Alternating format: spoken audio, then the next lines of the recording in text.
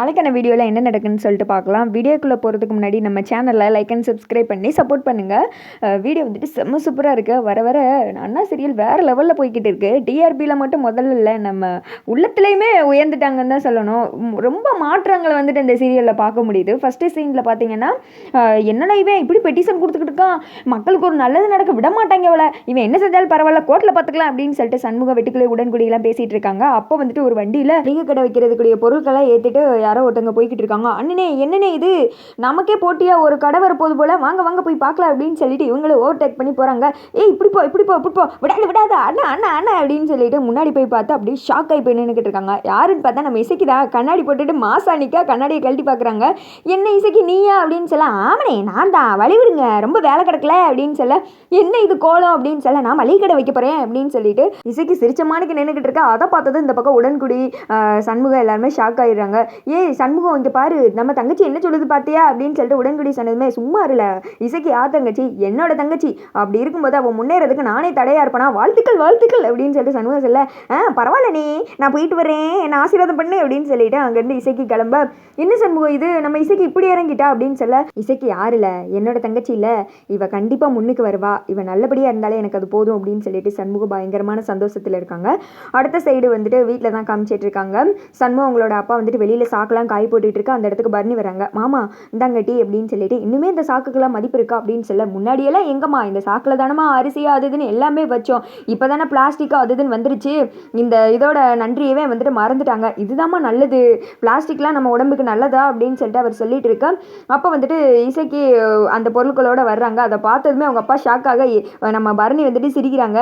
ரத்னா எல்லாரும் வாங்க அப்படின்னு சொல்ல, அவங்க தங்கச்சிகளும் வெளியில் விளையாடுறாங்க. என்னடி இது கோலம் அப்படின்னு சொல்ல, நான் தான் மளிகை கடை வைக்க போகிறேன், இனிமேல் நானும் இந்த வீட்டுக்கு சம்பாதிச்சு கொடுப்போம்ல, யார் என்ன தெண்டச்சோதுன்னு சொல்ல முடியாத, படித்தவங்க தான் படித்த வேலை பார்க்க முடியும், என்னால் இந்த மாதிரி நின்று சாதிக்க முடியும்ல அப்படின்னு சொல்ல, என்ன இது இவ கண்டதை பேசிக்கிட்டு இருக்கா, இவளுக்கு என்ன கோட்டின்னு பிடிச்சிச்சா அப்படின்னு சொல்லிட்டு அவங்க அப்பா சொல்ல, பரணி சொல்கிறாங்க, நம்ம வீட்லேயே ஒரு தொழிலதிபர் வரப்போகிறாங்க போல அப்படின்னு சொல்ல, சும்மா இருட்டி, இனிமேலாம் என்னை யாரும் அதிகாரம் பண்ண முடியாது, இந்த இடத்துல தான் நான் மளிகை கடை வைக்க போகிறேன், அண்ணே வேறு தெருவில் வச்சிருக்கு, நான் நம்ம வீட்டில் வைக்கேன், இதுக்கு பேர் வந்துட்டு திண்ணை மளிகை கடை, புரியுதா அப்படின்னு சொல்ல, ஐயோ என்ன இவ புரியாத மாதிரியே பேசிக்கிட்டு இருக்கா அப்படின்னு சொல்ல, சும்மா இருப்பா, அவள் கடை வைக்கிட்டு, இப்போ என்ன அண்ணன் வேறு இடத்துல தானே வச்சிருக்கு, இவன் இங்கே வச்சுட்டு போட்டோம் அப்படின்னு சொல்ல, அக்கா அப்போ இனிமே நான் தீமண்டை இங்கே வாங்கி தின்னுக்கிறேன், டெய்லி எனக்கு வாட்சியாக கொடுப்பையா அப்படின்னு சொல்ல, இவ ஒருத்தி தீனி பண்ணாரு, சும்மா இருட்டி அப்படின்னு சொல்லிட்டு அவங்க அப்பா சொல்கிறாங்க. இங்கிட்ட வந்துட்டு இசைக்கு சொல்கிறாங்க, அதுக்கெல்லாம் வழியே கிடையாது, சொந்தமாக இருந்தாலும் பந்தமாக இருந்தாலும் வாய் வயிறு வேறு வேறு தானே, ஒழுங்காக காசு கொடுத்துட்டு தான் எதனாலும் கொடுப்பேன் அப்படின்னு சொல்ல, அக்கா எங்களுக்கு கூடவா ஒரு முட்டாய் கூட ஓசியை தரமாட்டியா அப்படின்னு கனி சொல்ல, இல்லை முதல்ல கடை ஓப்பனிங்க்கு ஒரு ஆஃபர் இருக்குது, எல்லாருக்கும் சோடா பிரியா கொடுப்பேன், அதை வேணால் வாங்கி குடிச்சிக்கோ அப்படின்னு சொல்ல, ஏட்டி நம்ம வீட்டில் ஆல்ரெடி ஒரு கடை இருக்குது, இப்போ இதெல்லாம் தேவையா அப்படின்னு சொல்ல, எப்போ நீ பாட்டுக்கு சும்மாரு, நான் வந்துட்டு திண்ணையில் தான் கடை வைக்க போகிறேன், அதுக்கு வேணால் வாடகை கொடுத்துக்கிறேன், நீ பாட்டுக்கு வாங்கிக்கோ, என்னை வந்துட்டு யாரும் டிஸ்டர்ப் பண்ணாதீங்க, நான் பொருட்கள்லாம் இறக்க போகிறேன் அவ்வளோதான் அப்படின்னு சொல்லிட்டு இசைக்கு வந்துட்டு அதெல்லாம் பண்ண எல்லாருமே வந்துட்டு பார்த்துட்டு ரொம்ப வந்துட்டு சந்தோஷப்படுறாங்க.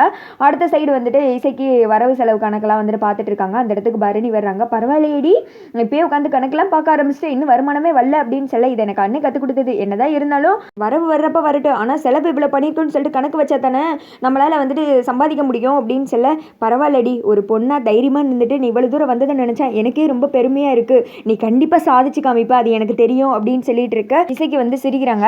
ஆனால் நீ உங்கள் அண்ணனை மட்டும் தப்பாக நினச்சிக்காத, அவன் வந்துட்டு வேணும்னே சொல்லலை, அவன் அப்படி சொல்லலாட்டி நீ இந்நேரம் இப்படி ஒரு முடிவெடுத்திருப்பியா, நீயே வந்துட்டு சாதிக்க போகிறல இப்போ அப்படின்னு சொல்ல, ஏட்டி இப்போ வந்து உனக்கே அண்ணனை பற்றி தெரியும் போது கூட பிறந்ததுலேருந்து இருக்கேன் எனக்கு தெரியாதா அப்படின்னு சொல்ல, பரணி வந்துட்டு பார்க்குறாங்க. நேற்று அண்ணன் அப்படி பேசின வரைக்கும் மட்டும்தானே தெரியும், அதுக்கடுத்து என்ன நடந்துச்சு தெரியுமா அப்படின்னு சொல்லிட்டு ஒரு ஃப்ளாஷ்பேக் வந்துட்டு ஓட்டி காட்டுறாங்க. இசைக்கு வந்துட்டு அழுதுகிட்டே உட்காந்துட்டு இருப்பாங்க. அந்த இடத்துக்கு சண்முகம் வருவாங்க. நைட்டு என்ன பனி அடிக்குது, வீட்டுக்குள்ளே போய் தூங்கலையா அப்படின்னு சொல்ல, தூங்க தெரியும் நீ போ அப்படின்னு சொல்லிடுறாங்க.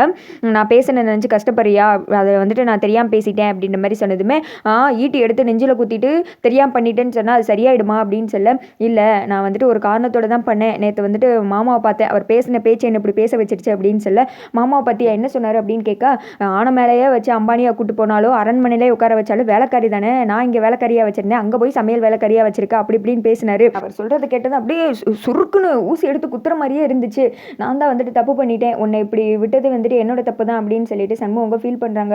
நீ என்னென்ன தப்பு பண்ண, என் மேலே தான் தப்பு, நான் படிச்சிருக்கணும், வீரா கனி ரத்னாக்கா மாதிரி படிச்சிருந்தா ஏதாவது ஒரு வேலைக்கு போவேன், நான் தான் படிக்கலையே அப்படின்னு சொல்ல, இங்கே பாரு படித்தவங்க மட்டும்தான் முன்னுக்கு வரணும்னு வந்துட்டு ஒரு அவசியம் கிடையாது, என்ன பாரு நான் படித்தேனா, இப்போ வந்துட்டு நான் இந்த நிலைமையில் இல்லையா, உன்னால் உன்னாலே கண்டிப்பாக முடியும் இசக்கி அப்படின்ற மாதிரிலாம் சொல்லியிருப்பாங்க. அதை தான் வந்துட்டு இப்போ சொல்கிறாங்க, பரவாயில்லடி எல்லாத்தையும் பண்ணிவிட்டு அமுக்குனி மாதிரி இருக்கீங்க நீங்கள் எல்லோரும் என்ன அப்படின்னு சொல்லிட்டு பரணி சொல்ல, எங்கள் அண்ணன் வந்துட்டு எதுனாலும் தாங்கிக்கிறோம், நாங்களாம் அழுதா தாங்காதடி, அது மட்டும் இல்லாமல் நான் ஏன் எங்கள் அண்ணன் முக்கியம்னு சொல்லிட்டு இப்போ தெரியுதா, எனக்கு தெய்வத்துக்கு மேலே எங்கள் அண்ணன் தண்டி முக்கியம் அப்படின்னு சொல்ல அந்த இடத்துக்கு சண்முகம் வர்றாங்க. 2 பேரும் ஓடி போய் வந்துட்டு ஹக் பண்ணிக்கிறாங்க.